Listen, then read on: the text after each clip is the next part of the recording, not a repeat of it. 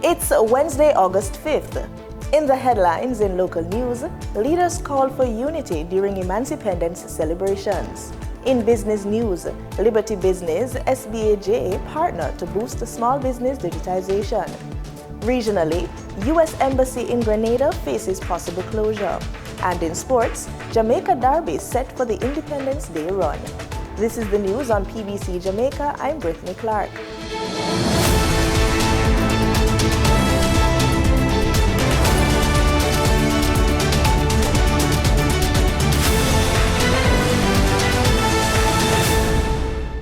As Jamaicans partake in Emancipation celebrations, Prime Minister Dr. Andrew Holness has called on citizens to honor the legacy of that period of our history by building a nation founded on opportunity, responsibility, and resilience. In his Emancipation Day message, the Prime Minister paid tribute to the courage and sacrifice of the formerly enslaved people whose struggle secured full freedom on August 1, 1838. Their victory was the assertion of a fundamental truth, that every human being is created with dignity, conscience, and the right to determine the course of his or her own life. He stressed that true freedom extends beyond legal rights.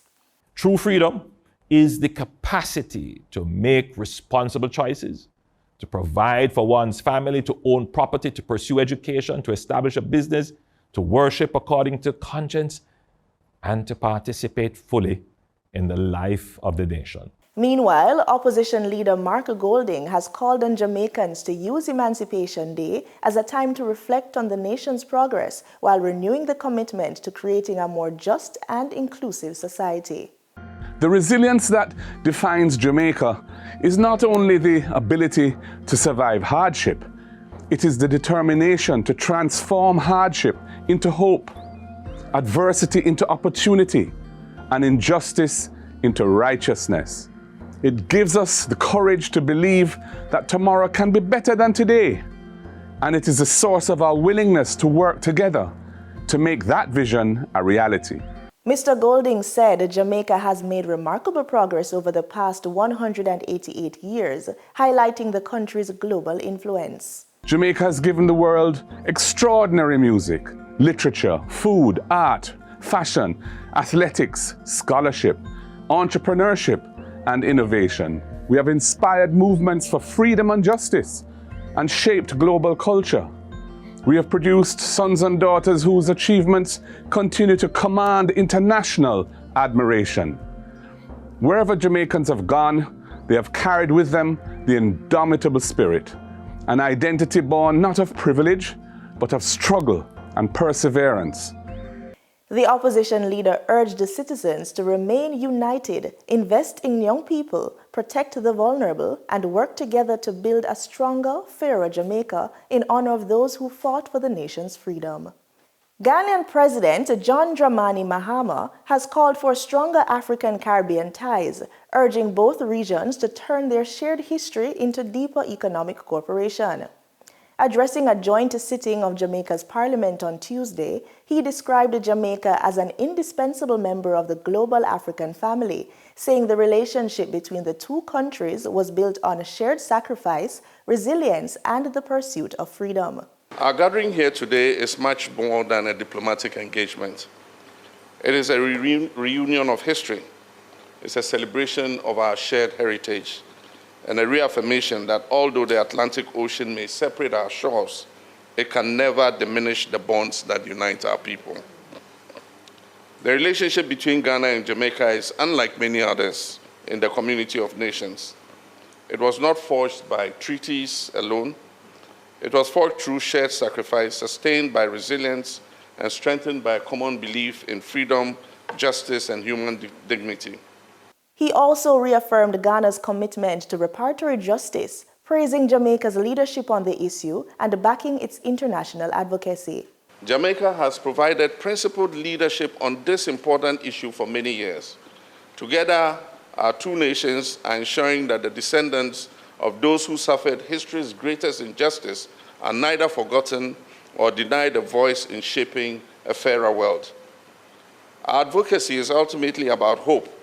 Hope that our future generations will inherit a world in which historical truth is acknowledged, human dignity is upheld, and justice becomes the foundation for lasting reconciliation.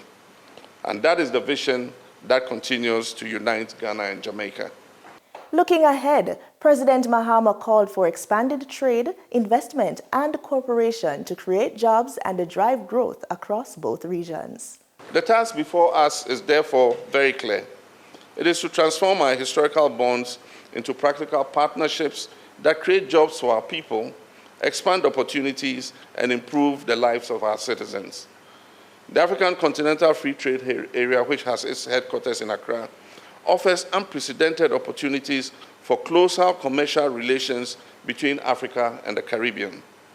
With a market of more than 1.4 billion people, it provides Jamaican businesses with a gateway to Africa, just as Jamaica can serve as an important bridge for Africa's engagement with the Caribbean and the Americas. Together, we should strengthen trade and investments. We should promote joint ventures between our business people and encourage greater collaboration between our private sector. The Ghanaian leader also encouraged the young people across Africa and the Caribbean to lead with innovation and help shape a more prosperous future. And to our youth, I say dream boldly, lead with integrity, innovate with purpose, build enterprises that create jobs, use technology to solve problems, and serve your communities with compassion. And never doubt that you can change and never doubt your ability to change your country, your continent, and the world. Our responsibility as leaders is to build societies that match your ambitions, societies founded on quality education, equal opportunity, innovation, democratic governance, and shared prosperity. If we succeed, the descendants of Africa will not merely have participated in shaping our future, they would have participated in leading it. President Mahama said he hopes the state visit will mark the beginning of an even stronger partnership between Ghana and Jamaica, built on shared values, closer cooperation, and mutual prosperity. Thousands more Jamaicans with criminal convictions could soon qualify to have their records cleared under the amendments to the Criminal Records Rehabilitation of Offenders Act. The changes are aimed at expanding access to expungement, making the application process fairer, and giving rehabilitated citizens a better chance to rebuild their lives. Here's more in this report. The Ministry of Justice says the amended law strengthens Jamaica's expungement framework by allowing more eligible individuals to have their criminal records clear. Director of Legal Education in the ministry, Julia Wedderburn, says expungement gives rehabilitated citizens a fresh start by removing barriers to employment, education, housing, and travel. The underlying principle of the Act is that individuals who have made a genuine and sustained effort to become law-abiding citizens are afforded a second chance. And this opportunity allows them to reintegrate into society. New reforms to Jamaica's Criminal Records Rehabilitation of Offenders Act are expected to make it easier for eligible individuals to clear their records and access rehabilitation support. She says the amendments aim to streamline the application process while improving transparency and accessibility. These amendments are intended to strengthen and modernize Jamaica's expungement framework. How it does this? It will be expanding eligibility for expungement. So the amendments expanded the eligibility for expungement, increase access to rehabilitation opportunities, clarify the board's decision-making process. So the board that we're speaking to here is the Criminal Records Rehabilitation of Offenders Board. And this board is the board that reviews applications when persons are applying to have their records expunged. It improves efficiency and fairness in the application process and supports a successful reintegration of rehabilitation of citizens. Another key change is automatic expungement for certain non-custodial convictions completed before January 1, 2005, provided the individual has not reoffended. So these individuals are eligible. They will not have to submit an application to the Criminal Records Board. Right? So they will not have to submit this application. So their offenses will be automatically expunged once they make an application for their criminal record, right? And provided also that they have not committed any additional offense. Ms. Wedderburn adds that the amendments also make more offenses eligible for expungement, significantly broadening access to the program. Reporting for the news on PBCJ, I am Danita Rodney. The Jamaican government is moving cautiously on the implementation of the demerit point system amid public concerns and calls for reform. Our reporter Marlon Samuels provides us with more details in this report.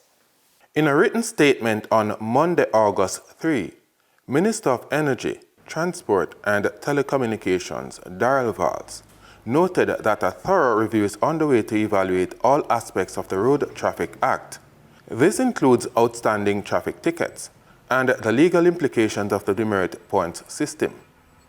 In the statement, the minister emphasized that any legislative changes will be guided by legal analysis, established precedent, and stakeholder consultations. He also addressed recent calls for an amnesty on unpaid fines, noting that such measures will adhere strictly to existing laws.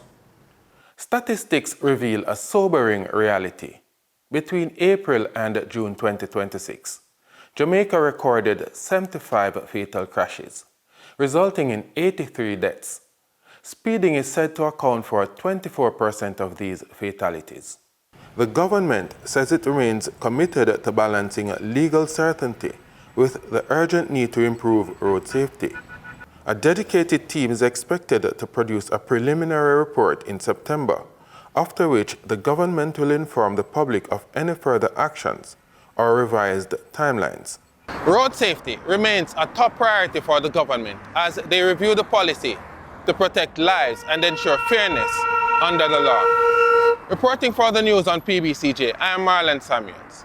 The Social Development Commission, SDC, has processed over 100 applications from churches seeking assistance under the government's $75 million Community Church Cleanup and Restoration Initiative. It was launched to support congregations affected by Hurricane Melissa. Here's more in this report from the Jamaica Information Service.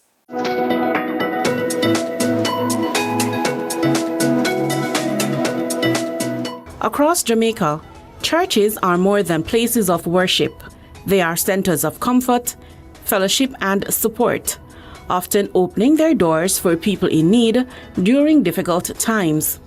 When Hurricane Melissa damaged churches across the sections of Western Jamaica, many of these important community institutions found themselves in need of help. Recognizing the vital role they play, the government introduced the Community Church Cleanup and Restorative Grant Initiative. Implemented by the Ministry of Local Government through the Social Development Commission, SDC, the initiative is helping churches recover and restore facilities damaged by Hurricane Melissa.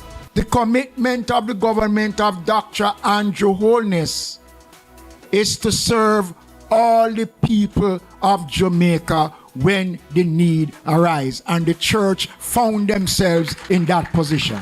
And what makes me proud as a Jamaican, that despite the challenges, the difficulties that the churches have experienced over the period, they have not closed their doors in saving souls and preaching the gospel. To help keep the church doors open, $75 million was set aside for approximately 420 churches in the 5 parishes hardest hit by the hurricane, namely St. Elizabeth, Trelawney, St. James, Hanover, and Westmoreland.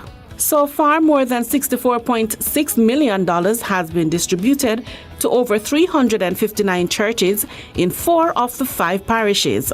The program provides funding for debris removal, minor roof repairs, replacement of doors, windows and gutters, waterproofing, and other essential remedial work. The assistance reflects the government's recognition of the role churches play, particularly in times of crisis. Many of our churches found the courage and the strength to continue to operate under tents, in open spaces, continuing to do the work that you have been ordained to. Following the initial phase, the program is being expanded with an additional $50 million to assist churches in Clarendon and St. Anne. The additional funding brings the total value of the initiative to $125 million. For many church leaders, the grants represent more than financial assistance. They are helping to restore institutions that have long stood at the heart of their communities. I want to say thanks on behalf of the people I serve in Bowgill and here, Coronado Avenue. Thanks. This will go far away. When I got the text this week, I was so happy and joyful. And we are very, very grateful, sir. And we will put it to good use. The Social Development Commission says the program's impact will be felt long after the repairs are completed. As you go through the process of repair and rebuild, the process of restoration is not just a physical one, it's a spiritual restoration as well, because the work ahead is tremendous. And we have to work together as a team supported by the Most High.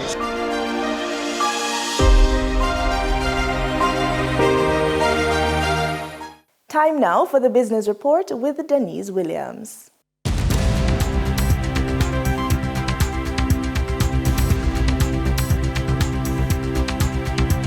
Welcome to today's Business Report. I'm Denise Williams, bringing you the developments shaping markets, capital access, and business decision-making across Jamaica and the region.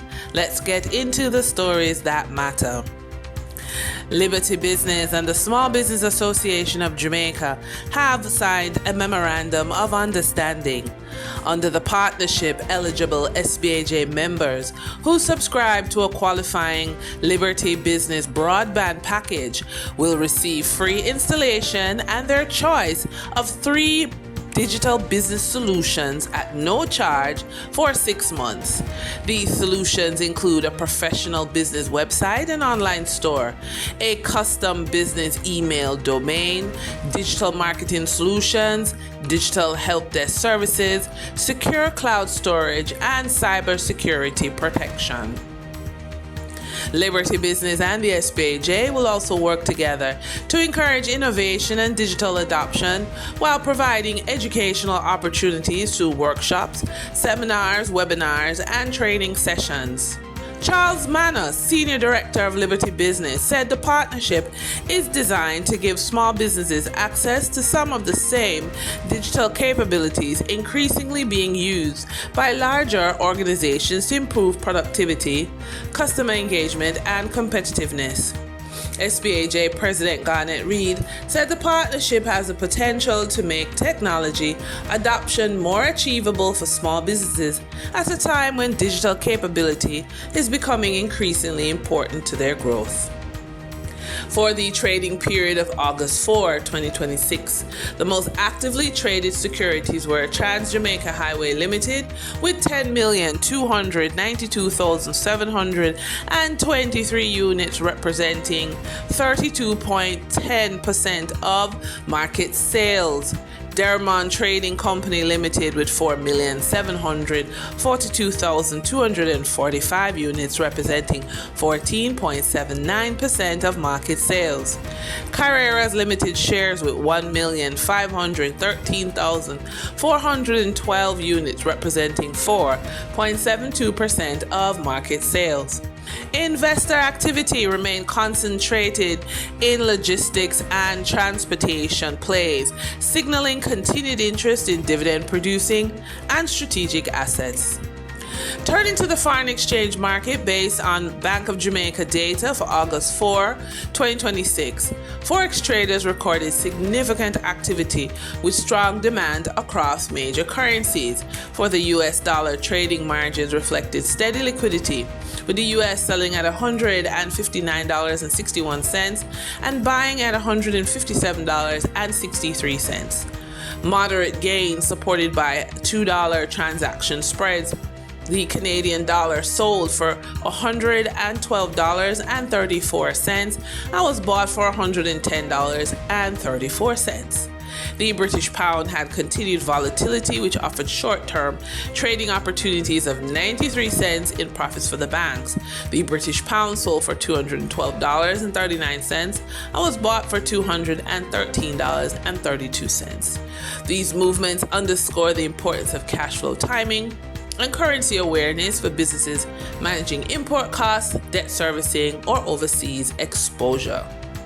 For our credit report tip of the day, as employees build careers, many will eventually pursue a different path. That's starting a business.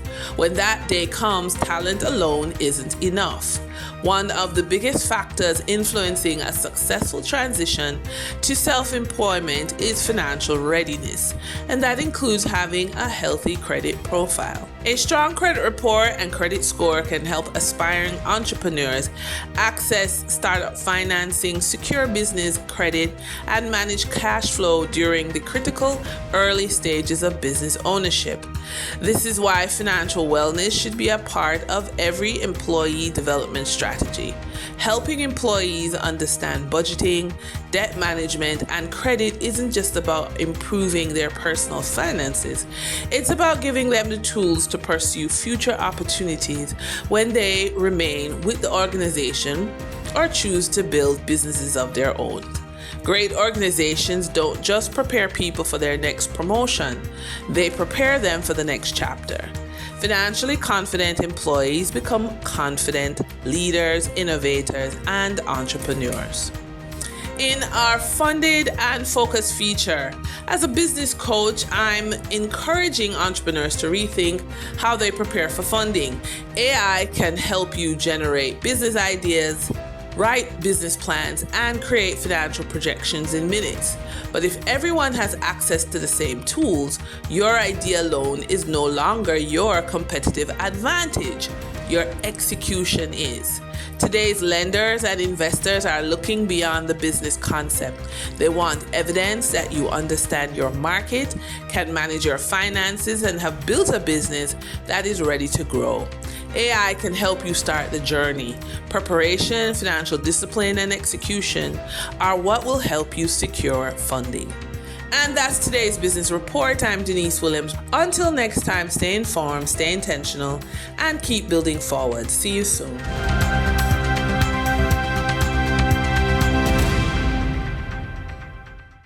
In regional news, the United States government is moving to close its embassy in Grenada as part of a wider effort to reduce costs and restructure its diplomatic operations. The proposed closure comes amid recent policy changes affecting Grenadian travelers and growing geopolitical shifts in the region. GBN News' Shania McIntosh reports.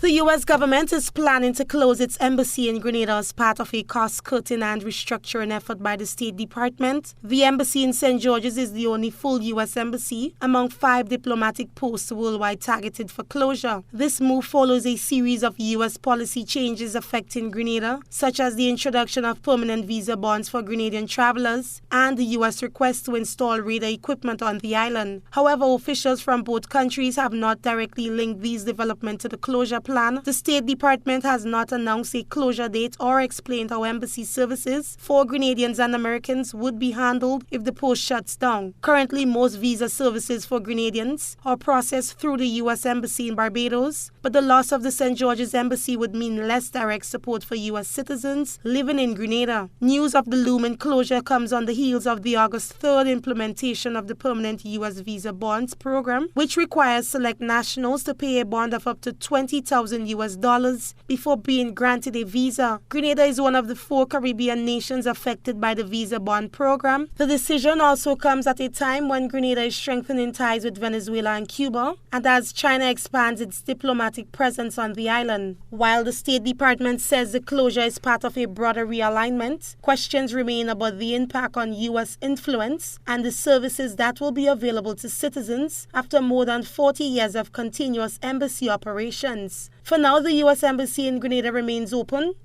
but its future remains uncertain.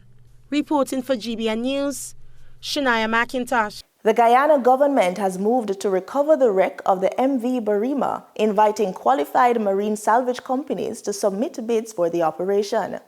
The sunken vessel is being viewed as a key piece of evidence in the investigation into the country's deadliest maritime disaster. HGP Nightly Travis Chase has the details. The government of Guyana has officially begun the process of salvaging the MV Barima, issuing an invitation for qualified marine salvage contractors to submit expressions of interest to recover the vessel that sank in July, claiming dozens of lives. The invitation, issued by the Maritime Administration Department MARAD under the Ministry of Public Utilities and Aviation, comes after sustained public calls for the wreck to be raised, with many arguing that it could provide crucial evidence into the circumstances surrounding Guyana's deadliest maritime disaster. According to the document, the MV Barima remains submerged in approximately 13 to 15 meters of water off the Essequibo coast. Interested companies are being asked to demonstrate extensive experience in vessel salvage operations in Guyanese or Caribbean waters, particularly in areas with strong currents and restricted visibility. Importantly, MARAD is requiring bidders to outline how they intend to protect and document forensic evidence during the salvage process for use by the Commission of Inquiry investigating the tragedy. Contractors must also provide a detailed timeline for the operation, identify the equipment and personnel to be deployed, and demonstrate their ability to lift the vessel upright onto a barge for several weeks while complying with national maritime, environmental, and occupational safety regulations. Expressions of interest must be submitted by August 14, after which shortlisted firms will be invited to compete for the final contract. The move marks a significant development in the aftermath of the tragedy, as families continue to seek answers about how the disaster occurred and whether the wreck itself holds critical evidence that could help determine responsibility. The Commission of Inquiry into the MV Barima tragedy has already been sworn in, while the government moves ahead with plans to recover what many consider to be the most important piece of physical evidence in the investigation. Travis Chase, HGP Nightly News. In sports, the 2026 Classic Racing season will come to a close on August 6, Independence Day, with the running of a $7.5 million Jamaica Derby at Caymanas Park. A full field of 16 3-year-olds will contest the prestigious 12-furlong event. Among the leading contenders are Wijaming, winner of the Jamaica St. Leger, Salute the Don, winner of the 2,000 Guineas, and Dream, who captured both the 1,000 Guineas and the Jamaica Oaks. Dream will be aiming to make history by defeating the Colts to claim the Derby title. The Republic Bank Caribbean Premier League is stepping up to the crease for fan health this season, rolling out free health screenings at all 8 of its host venues across the region. A free health screening partnership between CPL, regional health authorities, and non-governmental organizations will form part of the tournament's ongoing fight against non-communicable diseases like hypertension and diabetes, amongst others.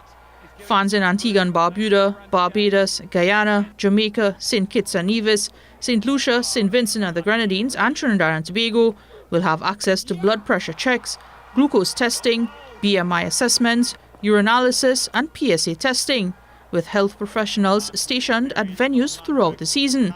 CPL CEO Pete Russell says early detection is key to combating these diseases, and that the league's regional reach comes with a responsibility to give back.